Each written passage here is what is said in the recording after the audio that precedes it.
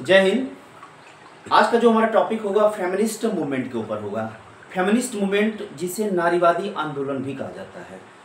और जैसा कि पेपर सीबीएसई का आने वाला है और सीबीएसई बोर्ड जब जो 10th का पेपर होता है सिविक्स का, उसमें नारीवादी आंदोलन यानी कि फेमिनिस्ट मूवमेंट के पूछे जाने की संभावना बहुत ज़्यादा है। तो फेमिनिस्ट मूवमेंट क्या है, क्यों स्टार्ट किया गया, इसमें कौन कौन सी चीज़ों की चर्चा की जाती है, इन सारी चीज़ों को हम डिस्कस करेंगे। फेमिनिस्ट मूवमेंट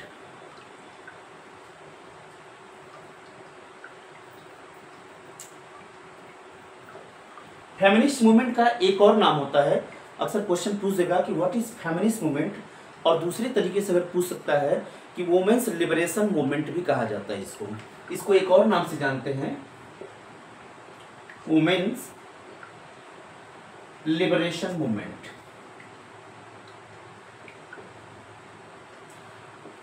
फेमिनिस्ट मूवमेंट और इसको वुमेन्स लिबरेशन मूवमेंट भी कहा जाता है। अब ये क्यों शुरू किया गया, इसमें बेसिकली इस मूवमेंट में महिलाओं के अधिकारों की बात की जाती है। अब महिलाओं के कौन कौन से अधिकार हैं, महिलाओं के पॉलिटिकल राइट की बात की जाती है, महिलाओं के इकोनॉमिकल राइट की बात की जाती है, इकोनॉमिक राइट,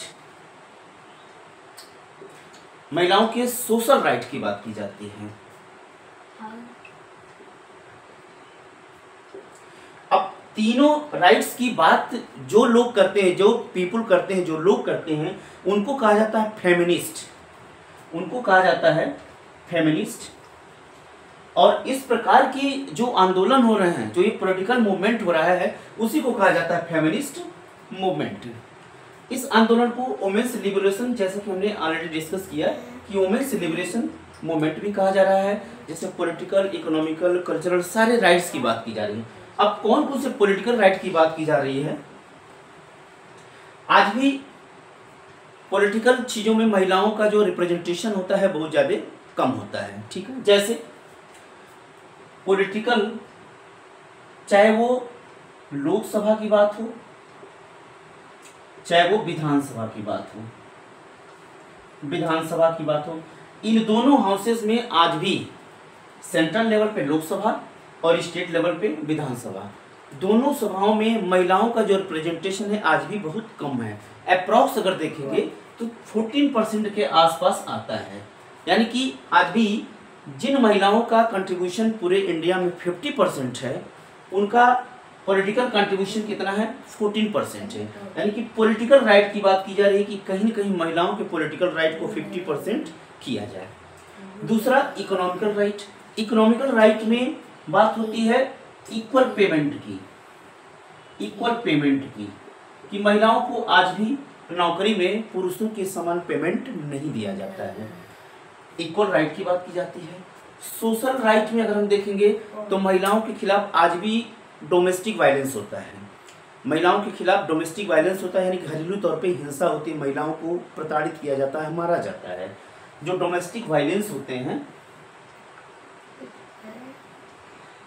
इस संदर्भ में बात की जाती है कि डोमेस्टिक वायलेंस ना हो। इनके सेक्सुअल हरासमेंट, महिलाओं के लैंगिक प्रताड़ना पे भी बात इस मूवमेंट के अंदर किया जाता है। सेक्सुअल हरासमेंट होता है उनका,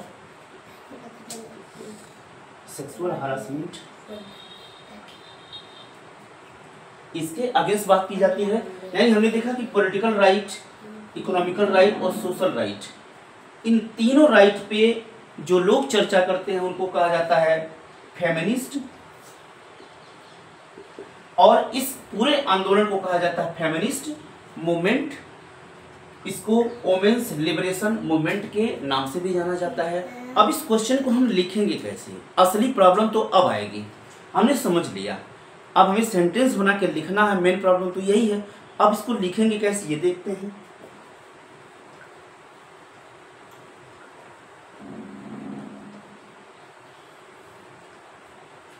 इस क्वेश्चन का जो पहला पॉइंट हमारा होगा कि फेमिनिस्ट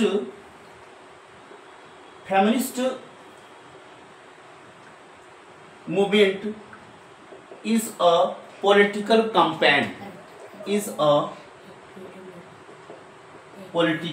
कैंपेन, एक अभियान है, एक राजनीतिक अभियान है।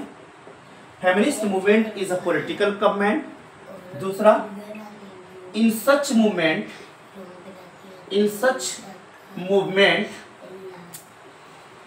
पॉलिटिकल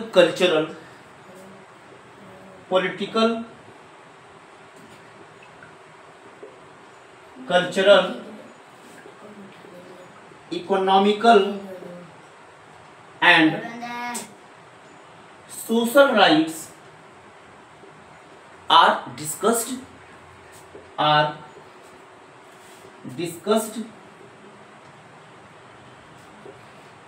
सामाजिक अधिकार, राजनीतिक अधिकार, सांस्कृतिक अधिकार, ये सारे अधिकारों की बात की जाती है।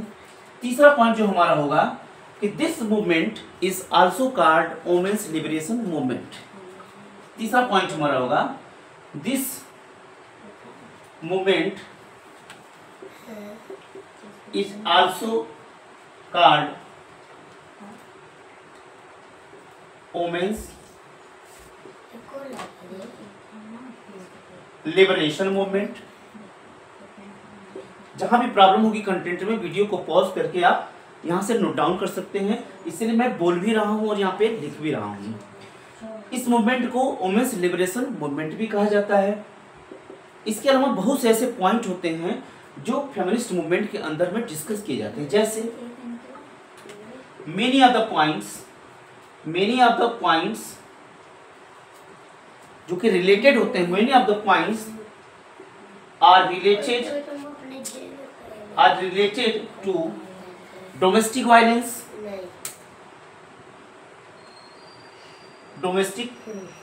वायलेंस, सेक्सुअल हरासमेंट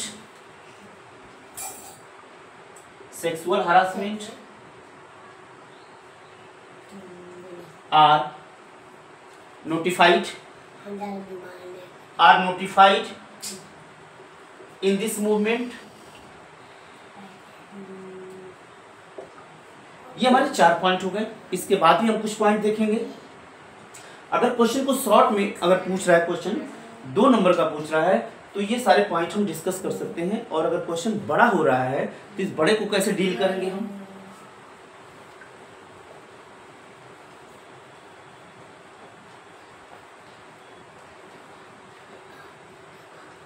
जो हमारा 5th पॉइंट होगा कि जो फेमिनिस्ट मूवमेंट हुआ, इसमें जो लोग पार्टिसिपेट कर रहे थे, the person that belong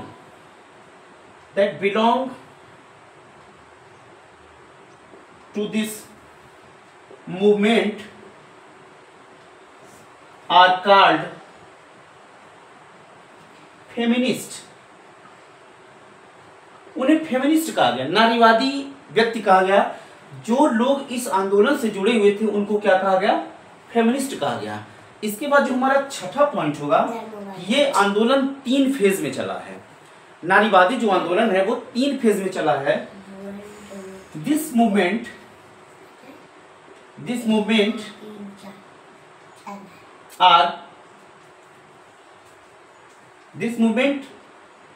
ran in 3 phase. 3 phase में ये आंदोलन चला है।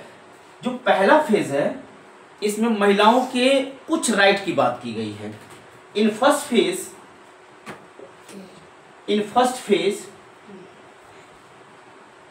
some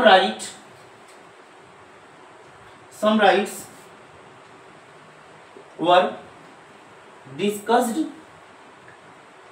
कुछ अधिकारों की बात की गई है, दैट इज रिलेटेड, जो कि रिलेटेड है, दैट इज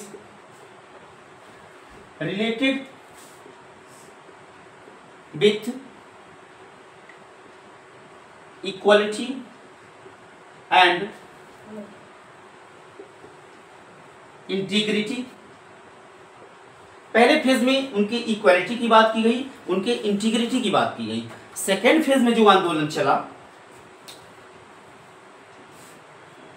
सेकेंड फेज में महिलाओं के लिए जो आंदोलन चला फेमिनिस्ट मूवमेंट के अंतर्गत, उसमें जितने भी प्रकार की इक्वालिटी से संबंधित है, यानी पॉलिटिकल, इकोनॉमिकल, कल्चरल, सोशल, सारे राइट्स की बात की गई।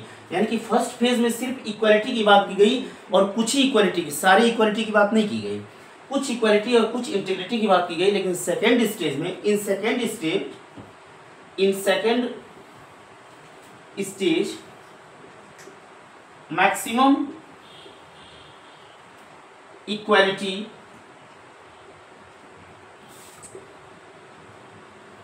related rights were discussed। दो फेज का आंदोलन हो गया, और तीसरे फेज के जो आंदोलन में बात हुई थी,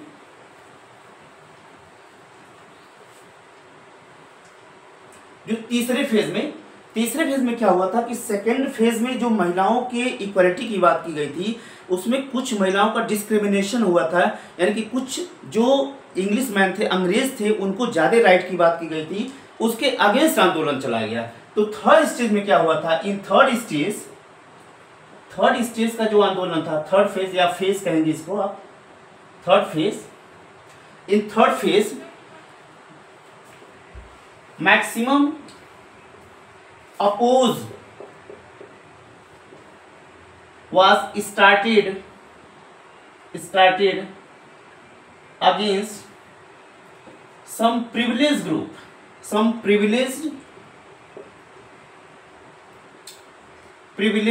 group।